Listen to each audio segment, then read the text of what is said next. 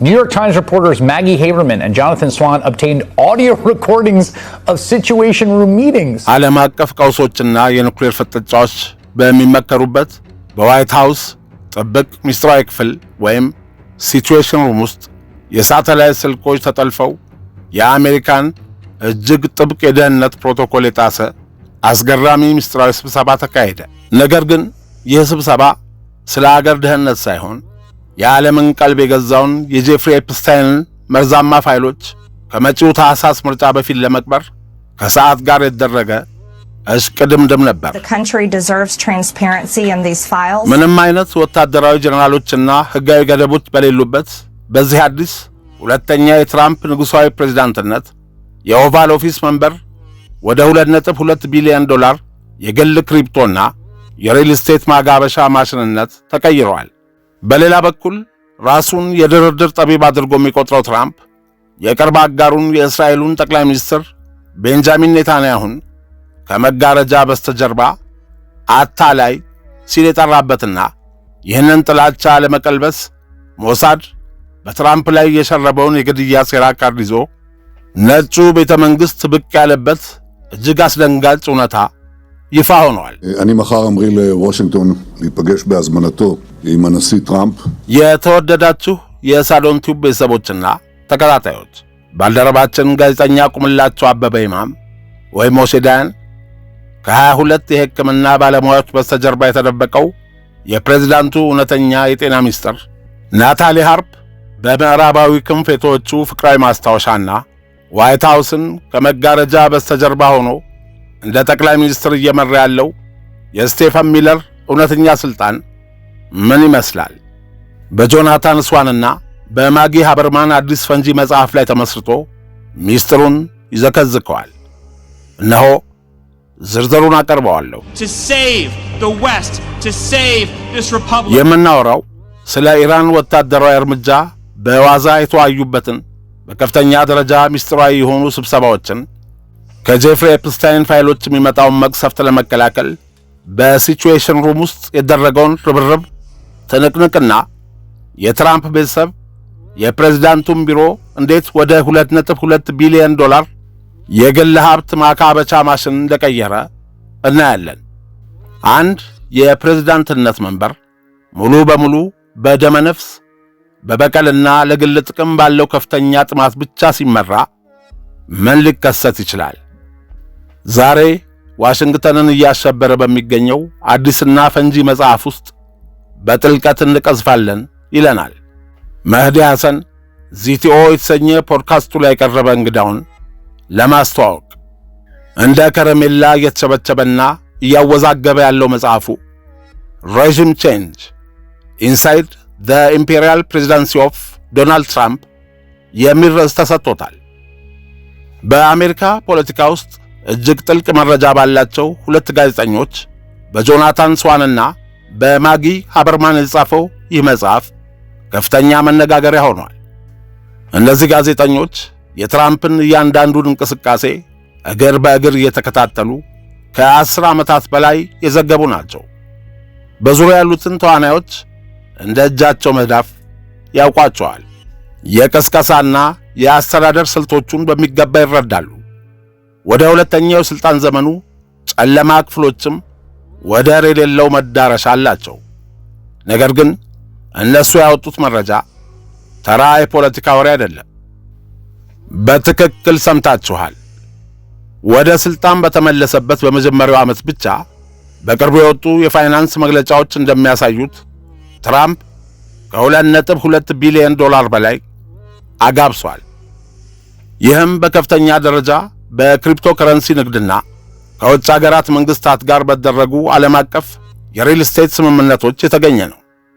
ነገር ግን ገንዘቡ በከፍተኛ ሁኔታ እየፈሰሰ ባለበት በዚህ ወቅት ደጋፊዎቹ እንኳ ችላ ሊሏቸው ባልቻሉ ቅሌቶች ክብደት ምክንያት የፖለቲካ መሰረቱ እየተናጋ ነው። ከኦቫል ኦፊስ ዝግ በሮች በስተጀርባ እየተከሰተ ያለው ነገር በአይነትም በደረጃም ታይቶ የማይታወቅ ነው። ወደ ዝርዝሩ እንግባ። አስደንጋጭ መገለጦች ሾኪንግ ሬቪሌሽንስ። የመጀመሪያው የትራምፕ የስልጣን ዘመን ሁከት የበዛበት ይመስላችሁ ከነበረ ሃበርማንና ስዋን ሁለተኛው የሥልጣን ዘመን ሙሉ በሙሉ ሊታወቅ በማይችል መልኩ የተቀየረ መሆኑን ይፋ አድርገዋል። የመጀመሪያው አስተዳደር እንደ መከላከያ ሆነው የሚያገለግሉ ልምድ ያላቸው ወታደራዊ ጀነራሎችና ታዋቂ ጠበቆች ነበሩት። አሁን ግን እነዚያ መከላከያዎች የሉም። የፕሬዝዳንታዊ ሥልጣን አጠቃቀም ፍጹም ግልጽና ግላዊ ሆኗል። ይህ የትራምፕ አስተዳደር እውነትን በማጣመም ረጅም ታሪክ ስላለው ስዋንና ሃበርማን በዚህ መጽሐፍ ውስጥ ያለውን እያንዳንዱን ዝርዝር ነገር እጅግ በጣም ጠንካራ በሆነ የዜና አሰባሰብና ማረጋገጫ ፋክት ቼኪንግ ማለፍ ነበረባቸው። በወሬ ብቻ መተማመን አልቻሉም። ጥሬ ማስረጃዎችን ይፈልጉ ነበር። እነዛ ማስረጃዎች የሚያሳዩት ደግሞ የዋይት ሃውስ ቡድን በየቀኑ ድንገተኛ አደጋዎችን በማስታገስ ወይም እሳት በማጥፋት ሥራ መጠመዱን ነው። ምናልባትም ከመጽሐፉ ውስጥ እጅግ አስደንጋጭ የሆነው መገለጥ በዋይት ሃውስ ሲቹዌሽን ሩም ውስጥ የደረጉ ተከታታይ ከፍተኛ ምስጢራዊ ስብሰባዎችን ይመለከታል። ሲቹዌሽን ሩም የተገነባው ዓለም አቀፍ ቀውሶችን፣ የሽብር ስጋቶችንና የኒውክሌር ፍጥጫዎችን ለመከታተል ነው። ነገር ግን ሬጂም ቼንጅ እንደሚለው የትራምፕ ቡድን ይህንን እጅግ ደህንነቱ የተጠበቀ ባንከር የተጠቀመበት ለተለየ ቀውስ ነበር። ከጄፍሪ ኤፕስታይን ፋይሎች እንዴት አምልጠው መግለጫ መስጠት እንደሚችሉ ለመምከር። አዎ ልክ ነው። አስተዳደሩ የፕሬዝዳንቱን የግል ክሪፕቶ አካውንት በመቶ ሚሊዮኖች በሚቆጠር ገንዘብ ለመሙላት ስምምነቶችን በሚያደራጅበት በዚያው ቅጽበት የቅርብ ሰዎቹ ደግሞ በዚህ ምስጢራዊ የስለላ ማዕከል ውስጥ ተዘግቶባቸው ከዓለም እጅግ መጥፎ ስም ካለው የጾታ ወንጀለኛ ጋር ያለውን ግንኙነት ለማድበስበስ ድንገተኛ ጥረት ያደርጉ ነበር። አንድ ፕሬዝዳንት ቢሮውን ወደ መገበያያነት ሲቀይር፣ ሰራተኞቹ ደግሞ የኤፕስታይንን ቅሌት እንደ ብሔራዊ ደህንነት ስጋት አድርገው ማየታቸው ስለዚህ አስተዳደር ወቅታዊ ሁኔታ ማወቅ ያለባችሁን ነገር ሁሉ ፈንተው አድርጎ ያሳያል ይሉናል ደራሲዎቹ። እስኪ ስለዚያ የሲቹዌሽን ሩም ስብሰባ እንነጋገር፣ ምክንያቱም ዝርዝሩ እጅግ አስደናቂ ነው።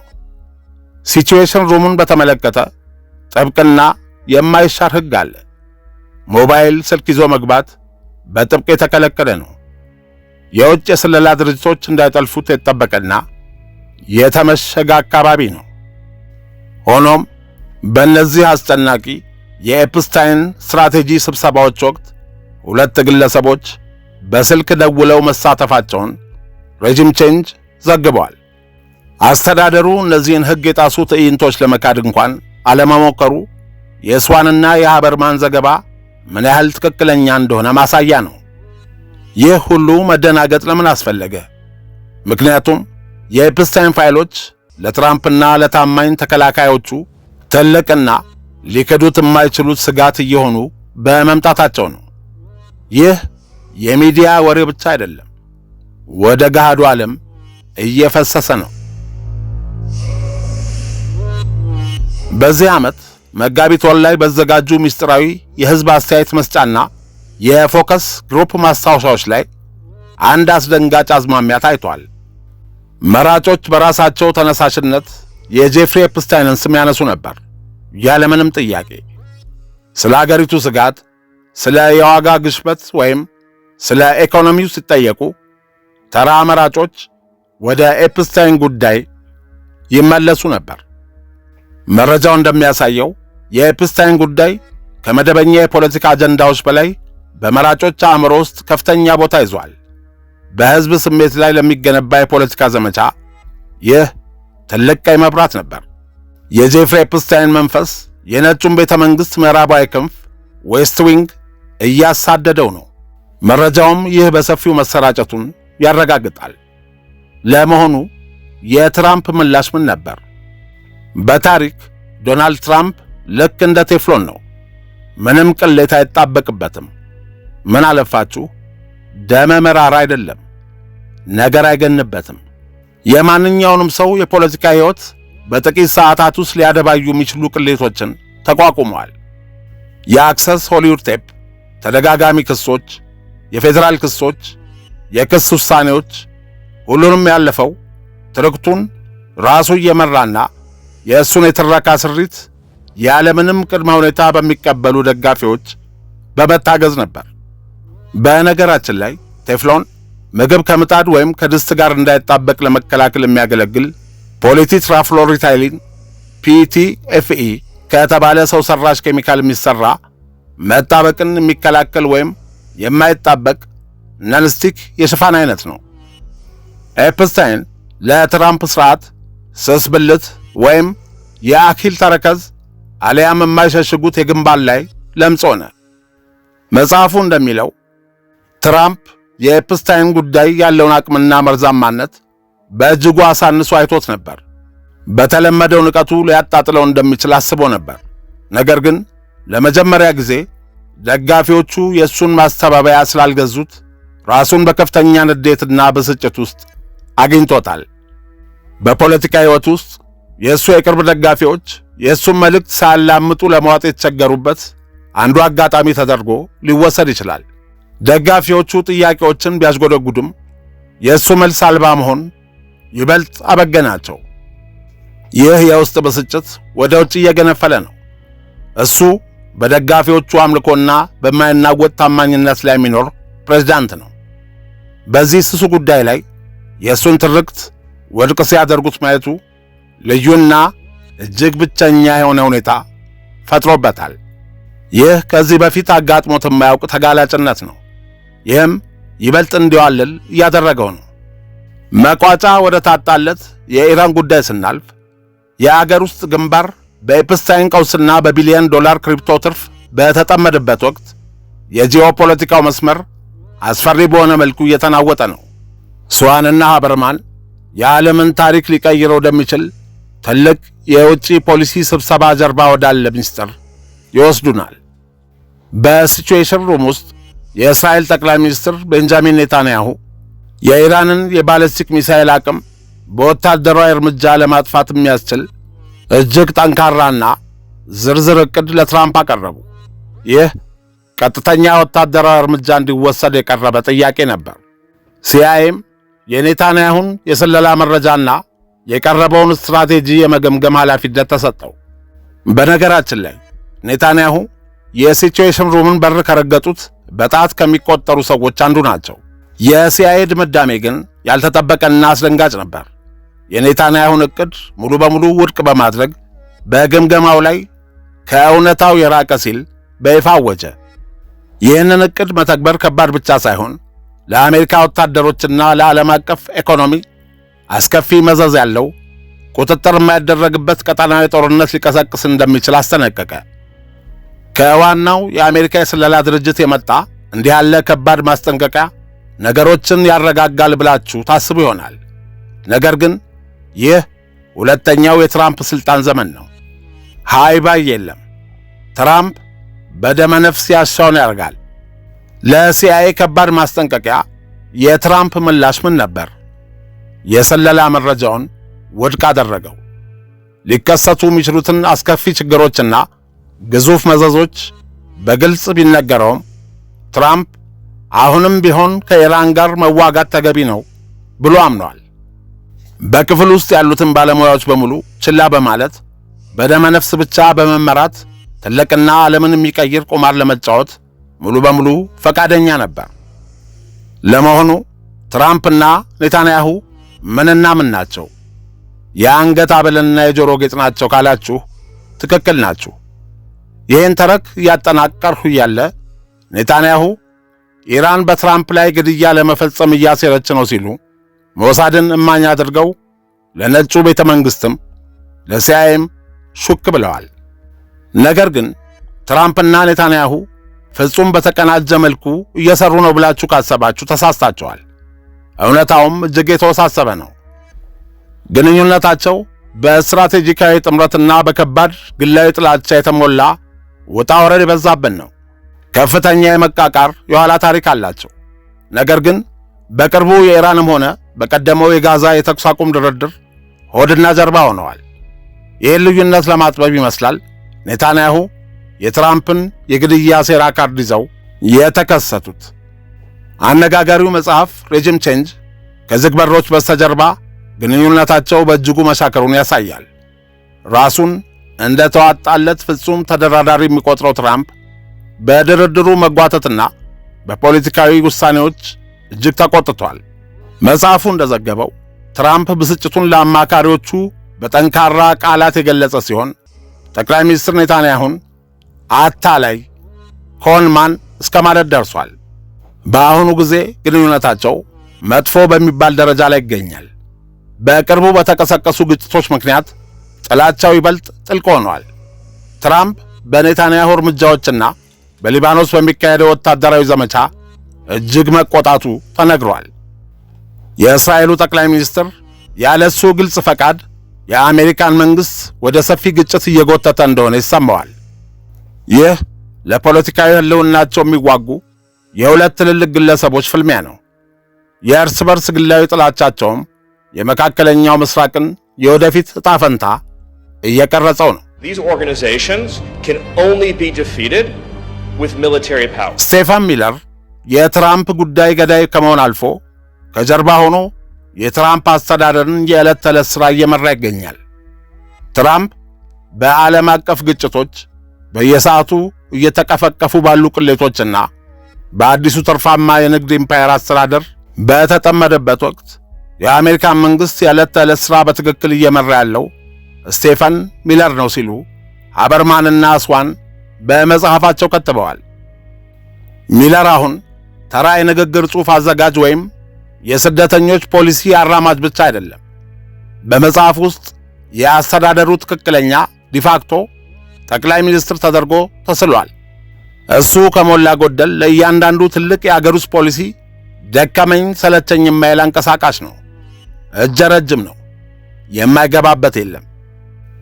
ከሰው መርጦ ለሹመት ከእንጨት መርጦ ለታቦት እንዲሉ በቅርቡ ሚለር የአገር ውስጥ ደህንነት አማካሪ ሆምላንድ ሴኪሪቲ አድቫይዘር የሚለው ማዕረግ በሥራ ማህደሩ ላይ አክሏል። ይህ የክብር ማዕረግ ብቻ አይደለም። በተለይም በምዕራቡ ንፍቀ ክበብ ላይ ለሚከተሉት ፖሊሲዎችና ማስፈጸሚያዎች ትልቅና ታይቶ የማይታወቅ ሥልጣን ይሰጠዋል። ድንበሩን ያስከብራል። ለአስፈጻሚው የሚወርዱ ትዕዛዞችን ይመራል። በትራምፕ ፍጹም ቡራኬ ይሠራል። በዋሽንግተን ውስጥ የሚለር ምኞት በዚህ ብቻ እንደማይቆም ከፍተኛ ግምቶች አሉ። ራሱን የብሔራዊ ደህንነት አማካሪ ወይም የዋይት ሃውስ ዋና አዛዥ ቺፍ ኦፍ ስታፍ አድርጎ ለመሾም በከፍተኛ ሁኔታ እየተንቀሳቀሰ እንደሆነ ጭምጭምታዎች አሉ። ስቴፋን ሚለር የሁለተኛው የትራምፕ የሥልጣን ዘመን እጅግ ስር ነቀል ለውጦች ዋና መሐንዲስ ሆነዋል። ለመሆኑ ከመጋረጃው ጀርባ ሆኖ ዋይት ሃውስን የሚዘውረው ስቴፋን ሚለር ማን ነው ማለታቸው አይቀርም። በካሊፎርኒያ ሳንታ ሞኒካ አድጎ የከፍተኛ ትምህርቱን በታዋቂው ዲዩክ ዩኒቨርሲቲ በመከታተል በ2007 እንደ አውሮፓውያን አቆጣጠር በፖለቲካ ሳይንስ የመጀመሪያ ዲግሪውን ያገኘ ሲሆን በትምህርት ዘመኑም በዩኒቨርሲቲው ጋዜጣ ላይ በሚያወጣቸው ቀስቃሽ ወግ አጥባቂ ጽሑፎችና በአክቲቪስትነቱ በአገር አቀፍ ደረጃ ትኩረት ስቦ ነበር። ከምረቃው በኋላ በቀጥታ ወደ ዋሽንግተን ዲሲ በመግባት ለሪፐብሊካን የኮንግረስ አባላትና ለቀድሞ ሴናተር ጄፍ ሴቨንስ በኮሚኒኬሽን መሪነት በመስራት የፖለቲካ ልምድ ያካበተ ሲሆን ከ2016 ጀምሮ ግን የዶናልድ ትራምፕ እጅግ ታማኝ የፖሊሲ አውጪ፣ የንግግር ጽሑፍ አዘጋጅና የርዕዮተ ዓለም ቀራጭ በመሆን በዋናነት አገልግሏል። የተቀረው ታሪክ ነው። ናታሊ ሃርፕ ሌላዋ ቤተኛ ናት። ወደ ፕሬዝዳንቱ እንዳሻው የሚያደርስ ልዩ ይለፍ ያለው ስቴፋን ሚለር ብቻ አይደለም። ከሬጂም ቼንጅ የወጣው እጅግ አስገራሚና ማራኪ ዝርዝር ውስጥ ናታሊ ሃርፕ በምትባል ወጣት ረዳት ዙሪያ ያጠነጥናል። ሃርፕ ትራምፕ መጀመሪያ ከስልጣን ከወረደ በኋላ የእሱን ቡድን የተቀላቀለች የቀድሞ የቀኝ ዘመም የቴሌቪዥን ጣቢያ ዜና አቅራቢ ነበረች። በሁለተኛው የስልጣን ዘመን እሷ ለመረጃ ልውውጥ ወሳኝ መስመር ሆናለች። ትራምፕ ለሚያነባቸው ዜናዎች እንደ ሰውኛ ፕሪንተርና ማጣሪያ ሆና ታገለግላለች። ነገር ግን በምዕራባዊው የዋይት ሃውስ ክንፍ ውስጥ የብዙዎችን ቀልብ የሳበ ግላዊ ባህሪዋ ነው።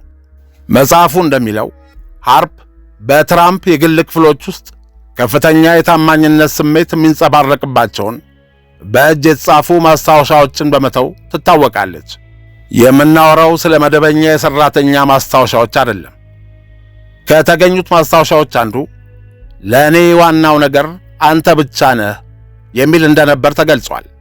የመቀራረብና ደብዳቤዎቹ ያሉበት ግላዊ ባህሪ በደህንነት አገልግሎቱ የስጋት ደወል አጭሯል።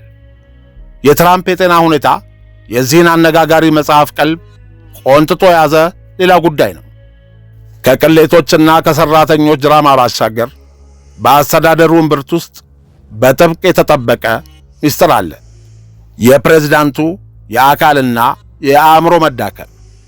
በ2004 የምርጫ ቅስቀሳ ወቅት ሚዲያዎች የጆ ባይደንን ዕድሜና ንቃት ያለ ረፍት መርምረዋል።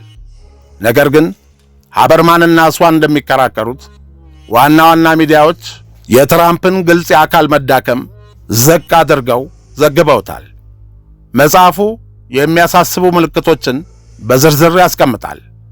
ዝቅተኛ የእንቅልፍ ሰዓት ልምዶች፣ በእጆቹ ላይ የማይታወቁ ቁስለቶች፣ በእጅጉ ያበጡ ቁርጭምጭሚቶችና በስብሰባዎች ወቅት የመስማት ችግር።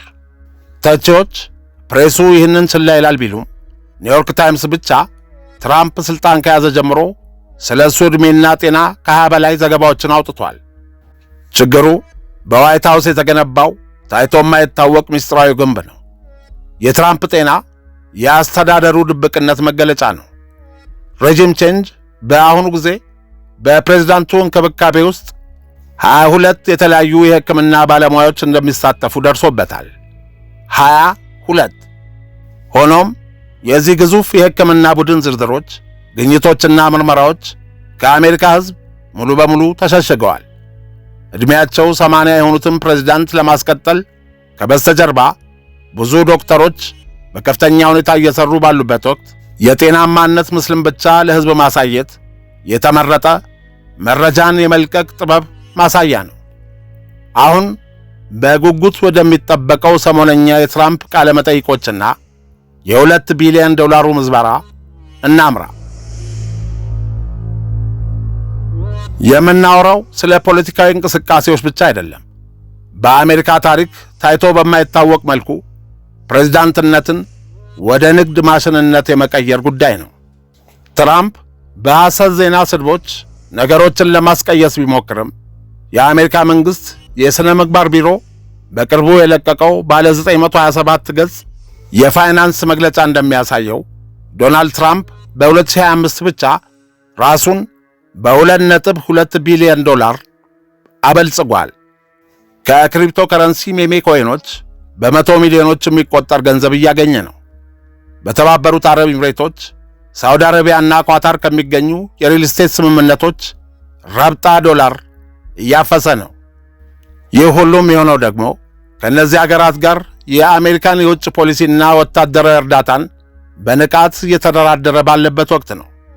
በፕሬዝዳንትነቱ ስልጣን ያለ ኀፍረት እየተጠቀመ ነው ለሚለው ክስ የሰጠው ምላሽ ታውቃላችሁ ለምን ትርፍ እንደማገኝ? ምክንያቱም የገበያ ዋጋ ስቶክ ማርኬት እየጨመረ ነው፣ ሁሉም ሰው እያተረፈ ነው የሚል ነበር። ይህ ከሥነ ምግባር ሕጎች፣ ከሕግ ገደቦችና ከሕዝብ ቁጥጥር ነፃ የሆነ ንጉሣዊ ፕሬዝዳንትነት ነው። በደመ ነፍስ ጦርነቶችን ለመጀመር መሞከር፣ የጤናውን እውነታ መደበቅ፣ ከጄፍሪ ኤፕስታይን ጋር ያለውን ግንኙነት ለመቅበር መሯሯጥ፣ ወይም ኦቫል ኦፊስን ወደ መልቲ ቢሊዮን ዶላር የኮርፖሬት ዋና መስሪያ ቤት መቀየር ይሁን ወይም ሌላ፣ ሬጂም ቼንጅ አንድን ነገር ፍንትዋ አድርጎ ያሳያል። ዶናልድ ትራምፕ የያዘውን ቢሮ ባህሪ ሙሉ በሙሉ ቀይሮታል። እናም የዚህ ስር ነቀል ሁለተኛ የሥልጣን ዘመን መዘዝ የመጨረሻው ዶላር ወደ ትራምፕ ካዝና ከገባ በኋላ ለረጅም ጊዜ ጎልቶ የሚሰማ ይሆናል። ስለ ተከታተላችሁን እናመሰግናለን። በዋሽንግተን ያሉ እውነተኛ ታሪኮችን በጥልቀት ማወቅ ከፈለጋችሁ የላይክ ምልክቱን ይጫኑ፣ ሰብስክራይብ ያደርጉ። የነገ ሰው ይበለን። ሻሎም፣ አሜን።